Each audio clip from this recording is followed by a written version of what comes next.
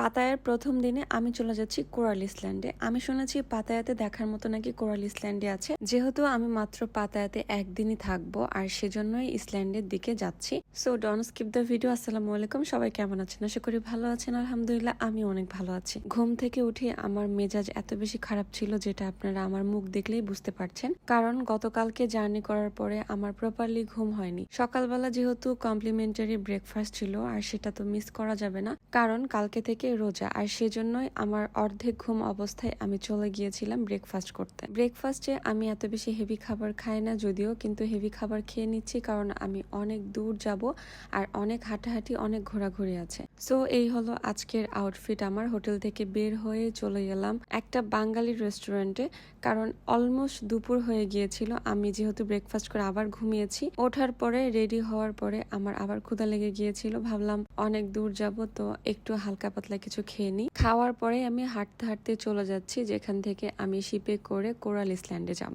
Basically এখান থেকে আমার কোরাল ইসল্যান্ড যেতে লাগবে 1 ঘন্টার মতো, কিন্তু আজকে এত বেশি রোদ, এখন মনে হচ্ছে আমার অনেক সকাল সকালই যে ঘুরে আসা লাগবে। অ্যাকচুয়ালি এখানে সবাই শিপে করে কোরাল ইসল্যান্ডে যায়, আর আমার আজকে দেরি হয়ে গেছে আসতে। সবাই সকালবেলা যে অলরেডি ব্যাক করতেছে, আর এখন আমি হচ্ছে কোরাল ইসল্যান্ডের দিকে যাচ্ছি।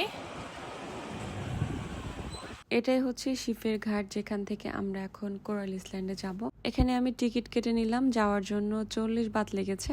ওঠার পরে যখন আমি বসলাম সবাইকে বলা হলো যে সবাই যেন আমরা লাইফ জ্যাকেট পরে নিই। আমিও পরেছিলাম, বাট কিছুক্ষণ পরে ভিডিও আর ছবি তোলার জন্য খুলে ফেলেছি অনেকটা সময়, আর সেজন্য আমি সবার সাথে গল্প করছিলাম, কে কোথায় থেকে এসেছে, সবার বাসা কোথায়, সবার ফ্যামিলিতে কে আছে, এইসবই শুনছিলাম যেন আমার সময়টা চলে যায়, আমি যেন বোরিং না হই।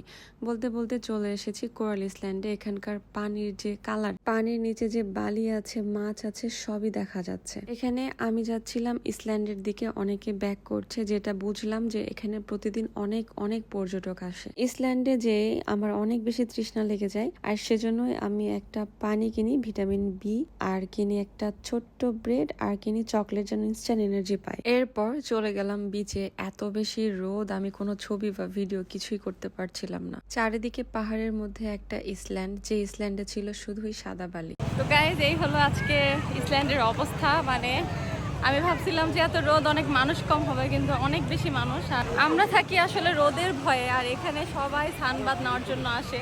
ইউরোপের অনেক দেশ আছে যেখানে কখনো রোদই ওঠে না, আর এই রোদটা উপভোগ করার জন্যই কিন্তু ফরেনাররা এই ইসল্যান্ডে এসে থাকেন। এই ইসল্যান্ডে কিন্তু স্কুটি ভাড়া পাওয়া যায়, যে স্কুটিতে করে আপনারা পুরো ইসল্যান্ডটা ঘুরে উপভোগ করতে পারবেন। কিন্তু আমি প্রথমবার গিয়েছি আর একা ছিলাম, আর সেজন্যই ভয় পাচ্ছিলাম। তো নেক্সট টাইম অবশ্যই যে আমি স্কুটিতে করে পুরো ইসল্যান্ডটা ঘুরে দেখব। এখানকার মেন সৌন্দর্যই হচ্ছে এই পানির কালার এবং এত স্বচ্ছ পানি। আমার কাছে মনে হয়েছে খুব বেশি ভালো সময় কাটিয়েছি, এখন ফেরার পালা। আর আমার কাছে মনে হয় যে কোনো দেশেই গেলে একটা অন্যরকম এক্সপিরিয়েন্স হয়। এক্সপ্লোর না করলে দুনিয়া জানা যায় না, মানুষ চেনা যায় না, আর অভিজ্ঞতাও অর্জন করা যায় না। বলতে বলতে চলে এসেছি আমরা ঘাটে। রুম পর্যন্ত হাঁটার মতো এনার্জি নেই, আর এই জন্য একটা গাড়িতে করে রুমের দিকে যাচ্ছিলাম।